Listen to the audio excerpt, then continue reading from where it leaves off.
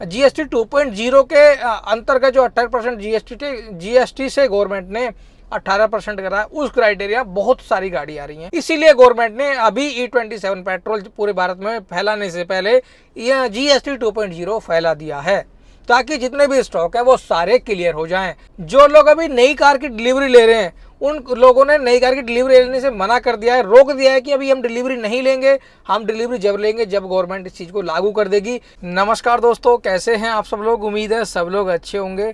तो आप लोगों ने थंबनेल में देख ही लिया होगा, आज हम बात करने वाले हैं अभी गवर्नमेंट की जो जीएसटी 2.0 के ऊपर।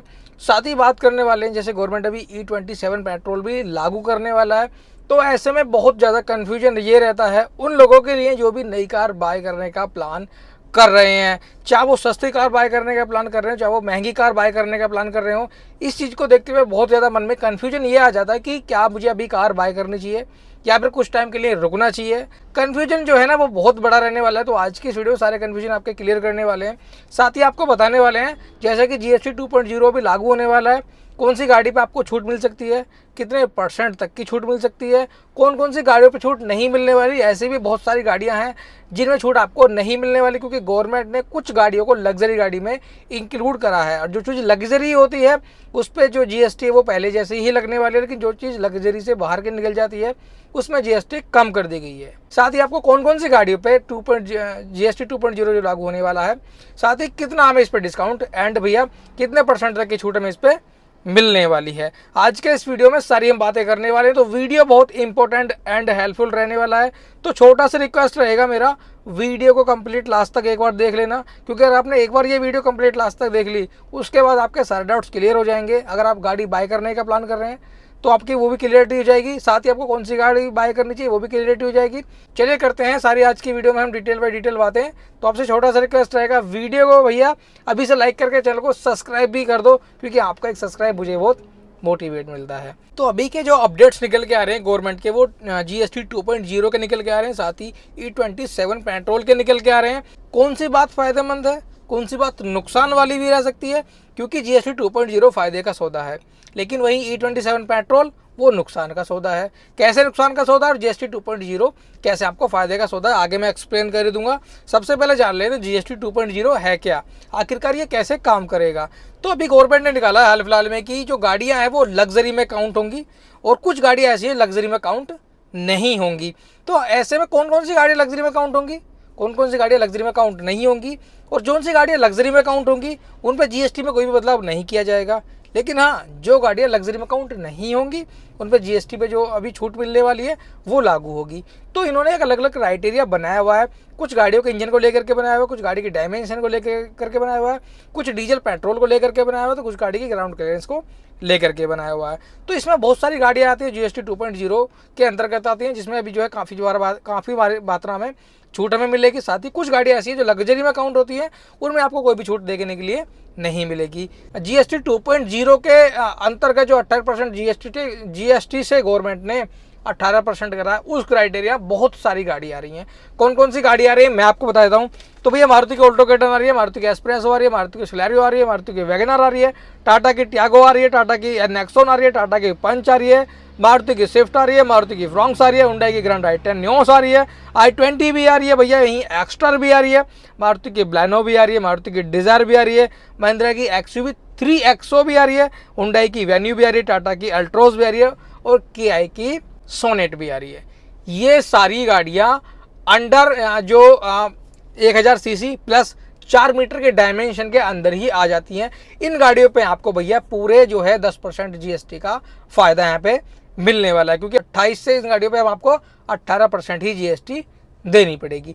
तो ये एक फायदे वाली बात है। वहीं चीज़ आ जाती है कि भैया अब ये चीज़ हमने देख ली कि इतनी सारी गाड़ियाँ हमारे 18% जीएसटी में चली जाएंगी।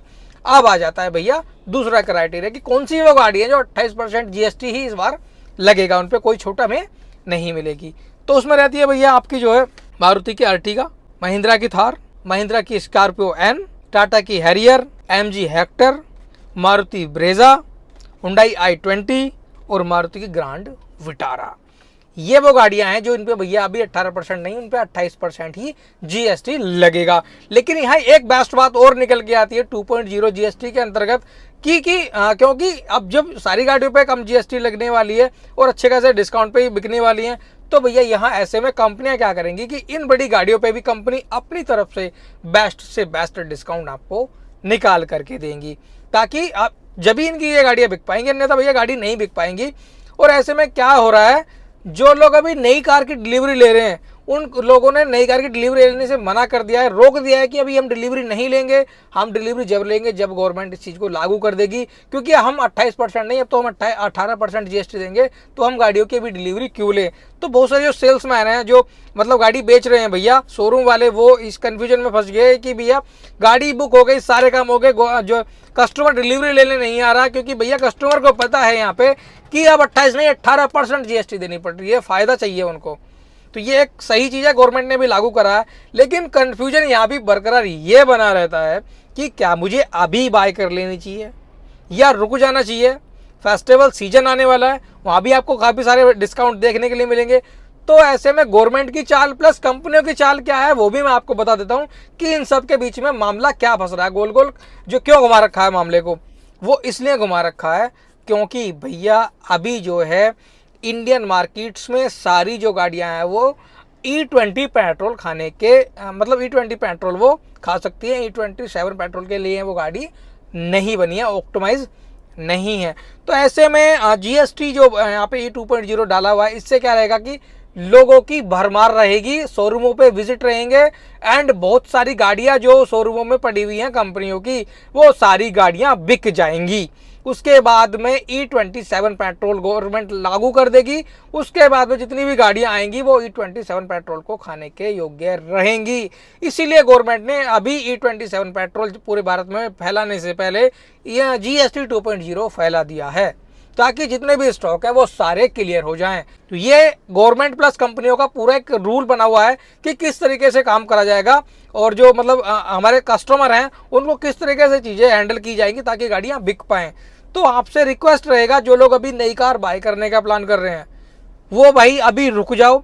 रुकने से बेटर ये रहेगा, एक तो जीएसटी आपको 28 से 18% देनी पड़ेगी, साथ ही आपको जो है जो E27 पेट्रोल आ रहा है ना उसमें भी आपको वो गाड़ी ऑप्टिमाइज मिलने वाली है, ठीक है। प्लस फेस्टिवल सीजन के जो डिस्काउंट है वो भी आपको मिल जाएंगे, ठीक है। अब चीज़ आ जाती है कि मतलब डीजल की गाड़ियों का क्या सीन रहने वाला GST 2.0 में। तो डीजल की गाड़ियों में इन्होंने अभी नोटिस नहीं निकाला कि डीजल की गाड़ियों पर इनका क्या क्राइटेरिया रहेगा, लेकिन वही चीज़ रहेगी, आपको कुछ भी ना मिले। अगर आप 1500 सीसी प्लस का भी इंजन ले रहे हैं, 1500 सीसी का भी इंजन ले रहे हैं, उसमें आपको डिस्काउंट तो मिलेगा ही मिलेगा। बेशक आपको 28% जीएसटी देनी पड़े, लेकिन डिस्काउंट तो मिलेगा ना भाई, ये तो काफ़ी अच्छी चीज़ है ना। बाकी फेस्टिवल जो सीजन चल रहा है उसमें आपको और भी भारी डिस्काउंट मिलेगा देखने के लिए, तो ये भी एक बढ़िया बात है। तो इस बीच बहुत लोग कन्फ्यूज थे कि GST 2.0 क्या है, कैसे काम करता है, एंड E27 पेट्रोल क्या है, वो कैसे काम करता है। मैंने धीरे धीरे इस वीडियो में सारी चीज़ें आपको बता दी हैं। आपके डाउट्स मुझे आशा है कि सारे क्लियर हो गए होंगे। तो ये सारी चीज़ें हैं, अगर आप भी गाड़ी नहीं लेने का प्लान कर रहे हैं थोड़ा सा रुक जाओ, समझदार बनो, समझदारी से काम लो, तभी आप अच्छा जो है discount and best car buy कर पाएंगे। तो यही थी सारी आज की एक वीडियो। मुझे आशा है मेरे द्वारा बताई इन्फॉर्मेशन आपको हेल्पफुल लगी होगी। वीडियो अच्छी लगी हो तो लाइक करना, चैनल को सब्सक्राइब भी करना। मिलते हैं नेक्स्ट व्लॉग में। Thanks for watching, bye bye.